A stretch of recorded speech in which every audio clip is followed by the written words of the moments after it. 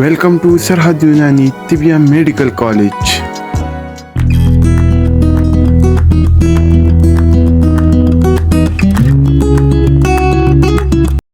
السلام علیکم عزیز ساتھیو، ہم اپنے آج کے لیکچر میں قدرتی دواؤں کے بدل یعنی متبادل دواؤں کے بارے میں سیکھیں گے۔ متبادل دوا کیا چیز ہوتی ہے، متبادل دوا کی کیوں ضرورت پیش آتی ہے اور کن کن کنڈیشنز میں ہم متبادل یا بدل دوا استعمال کرواتے ہیں۔ سب سے پہلے تو ہمیں یہ سمجھنا ہے کہ بدل دوا کی ضرورت کیوں پیش آتی ہے۔ اکثر اوقات مختلف وجوہات کی بنا پر ہمیں کوئی دوا میسر نہیں ہوتی، مارکیٹ میں دستیاب نہیں ہوتی یا نایاب ہوتی ہے، کسی دوا کا موسم نہیں ہوتا، سٹاک ختم ہو جاتا ہے یا مریض کو فوری طور پر کوئی دوا استعمال کروانی ہوتی ہے۔ تو اگر کوئی دوا ہمیں نہ ملے، دستیاب نہ ہو، تو ہم اس دوا سے ملتے جلتے خواص یا افعال رکھنے والی یا مزاج و کیفیات و اثرات رکھنے والی کسی دوسری دوا کو استعمال کر کے مریض کے مرض کو رفع کرنے کی کوشش کرتے ہیں اور اس دوا سے اسی طرح کے نتائج حاصل کرنے کی کوشش کرتے ہیں۔ یہی اس پہلی دوا کا بدل یا متبادل دوا کہلاتی ہے۔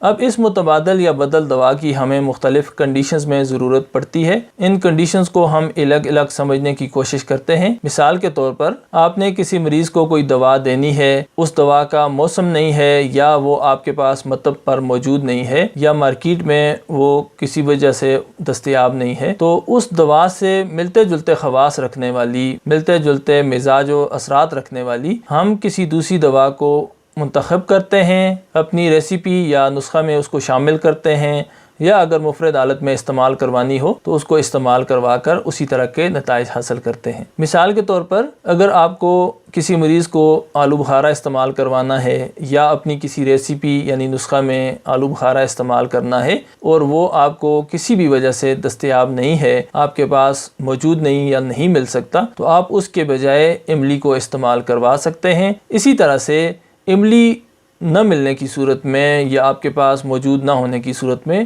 آپ آلو بخارا اس کے بجائے استعمال کروا سکتے ہیں۔ یہی دوا کا بدل یا متبادل کہلاتا ہے، یعنی کسی ایک دوا کی جگہ کسی دوسری دوا کو اس پہلی دوا کے خواص، افعال، مزاج، کیفیات و اثرات کو مد نظر رکھتے ہوئے استعمال کروانا۔ پھر بعض اوقات آپ نے کوئی مسکن دوا یعنی تسکین پہنچانے والی، دردوں کو آرام پہنچانے والی دوا استعمال کروانی ہے۔ مثال کے طور پر کاہو استعمال کروانا ہے اور وہ آپ کو کسی بھی وجہ سے نہیں مل رہا یا مارکیٹ سے دستیاب نہیں ہے یا آپ کے مطب پر موجود نہیں ہے، تو آپ کاہو کی جگہ خشخاش استعمال کروا سکتے ہیں، یا اگر آپ کے پاس خشخاش نہیں ہے تو خشخاش کی جگہ پر آپ کو اگر کاہو بآسانی مل سکتا ہے تو کاہو استعمال کروا سکتے ہیں۔ پھر اسی طرح سے آپ کو مریض کو کوئی لعابدار دوا استعمال کروانی ہے یا آپ نے اپنے نسخہ میں یا ریسیپی میں کوئی لعابدار دوا استعمال کرنی ہے، مثال کے طور پر بہی دانہ آپ نے استعمال کرنا ہے اور وہ کسی بھی وجہ سے آپ کو نہیں مل رہا، تو آپ بہی دانہ کی جگہ پر اسپغول کو استعمال کر سکتے ہیں یا اسپغول کی جگہ پر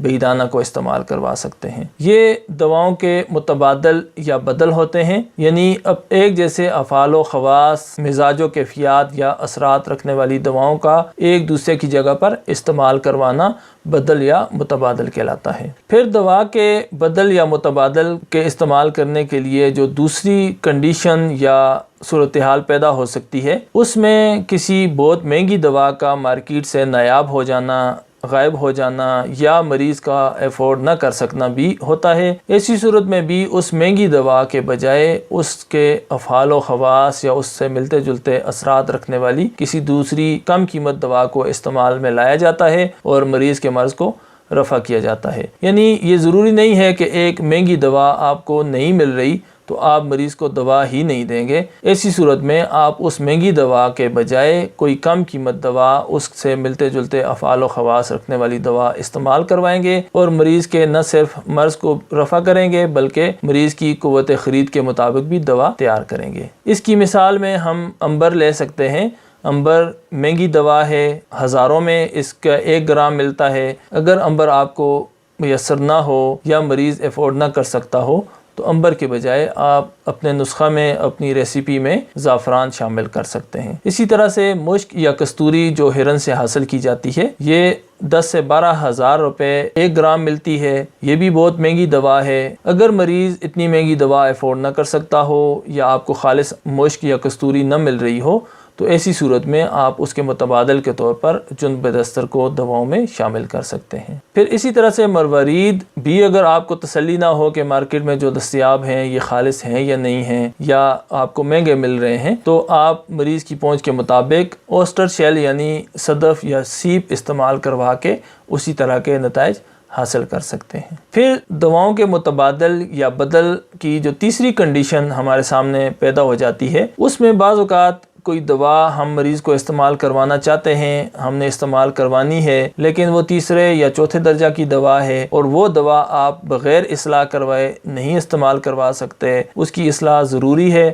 اگر آپ وہ دوا اصلاح کیے بغیر استعمال کروائیں گے تو وہ مریض کو نقصان پہنچا سکتی ہے۔ تو ایسی صورت میں اس دوا کے بجائے اس سے ملتے جلتے خواص یا افعال اور کیفیات و مزاج رکھنے والی کسی دوسری دوا کو استعمال کر کے اسی طرح کے نتائج حاصل کرنے کی کوشش کرتے ہیں۔ مثال کے طور پر ازراقی بلغمی امراض میں مفید ثابت ہوتی ہے، بلغمی دردوں میں، بلغمی دیگر جملہ امراض میں استعمال کروائی جاتی ہے، لیکن اس کو مدبر کیے بغیر استعمال میں نہیں لایا جا سکتا اور اس کے مدبر کرنے کے لیے کافی وقت اور محنت درکار ہوتی ہے۔ اس کے بجائے اگر آپ اپنے مریض کو کوئی آسانی سے تیار ہونے والی دوا استعمال کروانا چاہیں یا اپنی ریسیپی میں نسخہ میں شامل کرنا چاہیں تو آپ دار چینی، جائفل، لونگ یا جوتری وغیرہ شامل کر کے ان سے اسی طرح کے نتائج حاصل کر سکتے ہیں۔ پھر جمال گھوٹا بھی ایسی دوا ہے جو بغیر مدبر کیے استعمال میں نہیں لائی جا سکتی۔ اگر آپ جمال گھوٹا کو بغیر مدبر کیے، بغیر اصلاح کیے استعمال کروائیں گے تو یہ آنتوں اور معدہ میں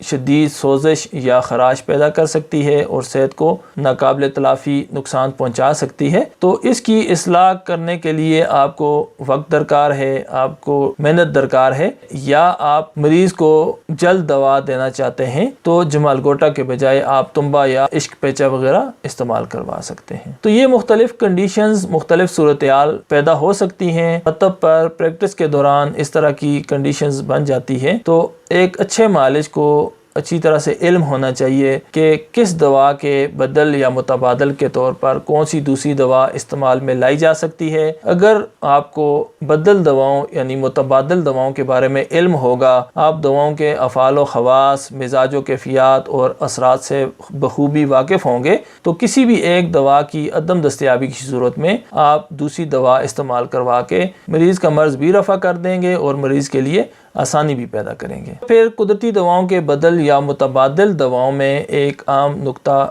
نوٹ کر لیں، جو متبادل یا بدل دوا استعمال کروانی پڑتی ہے، استعمال کرنے کی ضرورت پڑتی ہے، ضروری نہیں ہوتا کہ وہ اپنے پہلی دوا جس کی متبادل کے طور پر وہ استعمال کروائی جا رہی ہو 100% اسی کے طرح کے اثرات، افعال و خواص یا مزاج رکھتی ہو۔ اس میں کمی بیشی ہو سکتی ہے، تو بطور معالج آپ کی ذمہ داری ہے کہ اس چیز کو مد نظر رکھتے ہوئے اس کی ڈوز، اس کی مقدار میں کمی بیشی کر کے مریض کو استعمال کروائیں تاکہ آپ بھرپور نتائج حاصل کر سکیں۔ یعنی کچھ دوائیں ملتے جلتے اثرات رکھتی ہیں، کچھ اوسط درجہ کے ملتے جلتے اثرات رکھتی ہیں اور کچھ کمزور درجہ کے ملتے جلتے اثرات رکھتی ہیں۔ تو یہ معالج کی ذمہ داری ہوتی ہے کہ وہ تعین کرے کہ کون سی دوا کس نوعیت کی ہے اور اس کی نوعیت کو مد نظر رکھتے ہوئے وہ اس کی خوراک یعنی ڈوز کا تعین کرے اور اس میں کمی بیشی کرے اور مریض کو استعمال کروا کر درست نتائج حاصل کریں۔ جی تو دوستو، آج کے لیکچر میں ہم نے قدرتی دواؤں کے بدل یعنی متبادل دواؤں کے بارے میں سیکھا کہ متبادل دواؤں کی کیوں ضرورت پڑتی ہے، کن کنڈیشنز یا کن صورتحال میں ان دواؤں کو استعمال کیا جاتا ہے۔ مجھے امید ہے آپ کو یہ ویڈیو لیکچر پسند آیا ہوگا۔